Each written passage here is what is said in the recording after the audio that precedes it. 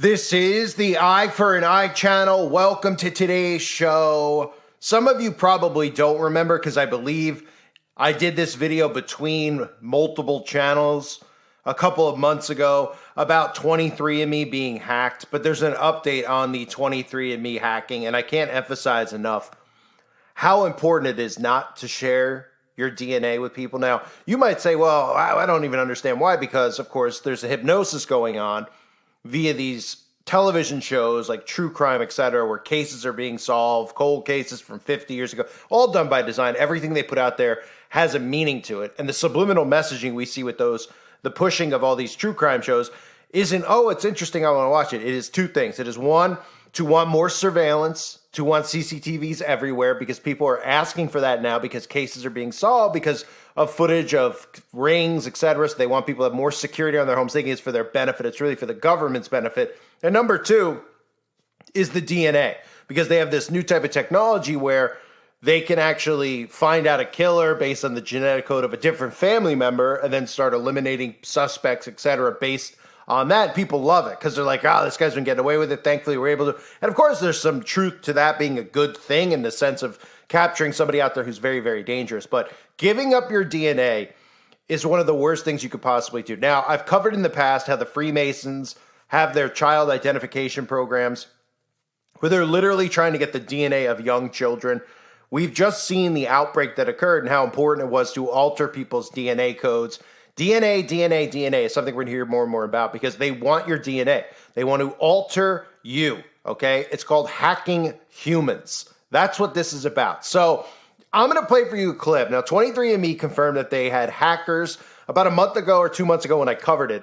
The story was that these hackers were going after a specific genetic code of these people called Ashkenazi. I don't know, who they could possibly be. But that was the story then. Now the story is that the hackers have supposedly hacked 6.9 million users' DNA, but they tell you what they're really hacking is, oh, well, they're finding out your address and your name because people are under mind control that all these hacking things have to do with their bank account, with their their home address, etc. And again, this is a method that they're using to get people to eventually take the mark because you won't be able to be hacked as far as, well, they're going to tell you, I'm saying, you're not going to be able to have your name hacked and all your identity hacked, etc., because it's inside of you. But really what will be hacked is you as a human being because they're going to hack your DNA. So here's the story of 23andMe. Keep in mind, 6.9 million users. You have your numerology there with your 6 and your 6, but 6.9 million users supposedly hacked.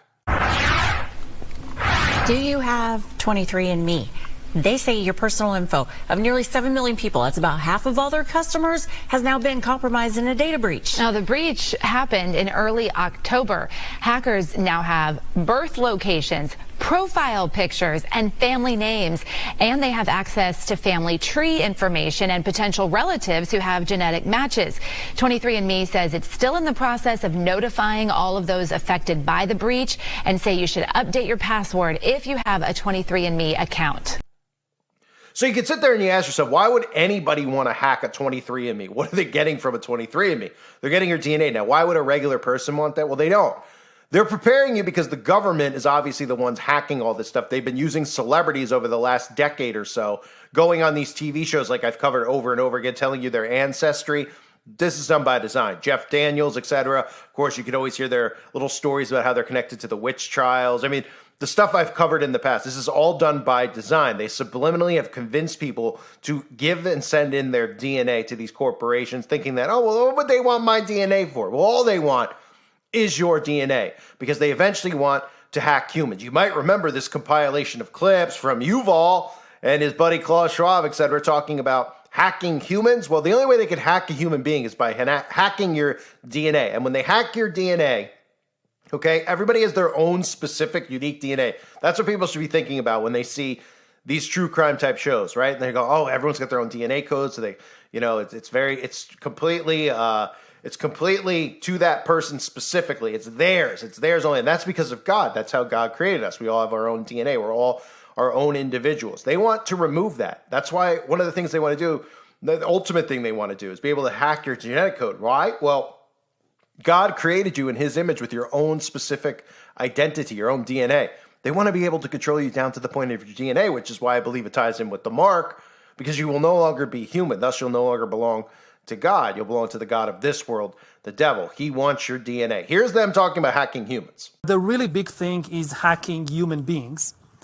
To hack human beings, you need a lot of biological knowledge, a lot of computing power, and especially a lot of data.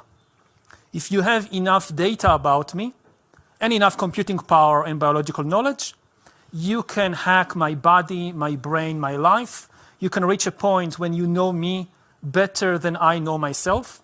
And once you reach that point, and we are very close to that point, then democracy, the free market as we have, and actually all political systems, also authoritarian regimes, we have no idea what happens once you pass that point. Now, in the past, many tyrants and governments wanted to do it, but nobody understood biology well enough. And nobody had enough computing power and data to hack millions of people. Neither the Gestapo nor the KGB could do it. But soon, at least some corporations and governments will be able to systematically hack all the people. We humans should get used to the idea that we are no longer mysterious souls. We are now hackable animals. Data might enable human elites to do something even more radical than just build digital dictatorships. By hacking organisms, elites may gain the power to re-engineer the future of life itself. Because once you can hack something, you can usually also engineer it. And if indeed we succeed in hacking and engineering life, this will be not just the greatest revolution in the history of humanity. This will be the greatest revolution in biology since the very beginning of life 4 billion years ago. For 4 billion years, nothing fundamental changed in the basic rules of the game of life. All of life, for 4 billion years, dinosaurs, amoebas, tomatoes, humans, all of life was subject to the laws of natural selection and to the laws of organic biochemistry. But this is now about to change. Science is replacing evolution by natural selection with evolution by intelligent design. Not the intelligent design of some god above the clouds, but our intelligent design and the intelligent design of our clouds, the IBM cloud, the Microsoft cloud. These are the new driving forces of evolution. And at the same time, science may enable life, after being confined for 4 billion years to the limited realm of organic compounds, science may enable life to break out into the inorganic realm. So after 4 billion years of organic life shaped by natural selection, we are entering the era of inorganic life shaped by intelligent design. So does the data about my DNA, my brain, my body, my life, does it belong to me or to some corporation or to the government or perhaps to the human collective? Humans are now hackable animals. You know, the whole idea that humans have, you know, they have this soul or spirit and they have free will and nobody knows what's happening inside me. So whatever I choose, whether in the election or whether in the supermarket, this is my free will, that's over. Free will, that's over. That's over. Over. Today, we have the technology to hack human beings on a massive scale. Yeah, I mean, everything is being digitalized. Everything is being monitored. In this time of crisis, you have to follow science. It's often said that you should never allow a good crisis to go to waste, because a crisis is an opportunity to also do good reforms that in normal times people will never agree to. But in a crisis, you see, we have no chance. So let's do it. Vaccine won't help us go the to the vaccine test, of course. will help us, of course. It will make things, you know, more manageable. Surveillance. People could look back in 100 years and identify the coronavirus epidemic as the moment when a new regime of surveillance took over, especially surveillance under the skin, which I think is maybe the most important development of the 21st century, is this ability to hack human beings, to go under the skin, collect biometric data, analyze it, and understand people better than they understand themselves. This, I believe, is maybe the most important event of the 21st century. One of the features of this fourth industrial revolution is that it doesn't change what we are doing, but it changes us. The difference of this fourth industrial revolution is it doesn't change what you are doing. It changes you. If you take genetic editing, right. Just as an example, it's you who are changed. And of course, this has a big impact on your identity. And offers certain kinds of possibilities that have to be careful about. You know, when you began to do that kind of gene editing, some people worry that you are changing what it means to be human. That's the problem. And of course, the new industrial revolution offers us many opportunities, but it raises manifold questions on the ethical, but even legal implications. And we have to be prepared for it, and that's what we want to do in Davos next year. So this fourth industrial revolution is, it doesn't change what you are doing. It changes you. If you take genetic editing, right. Just as an example, it's you who are changed.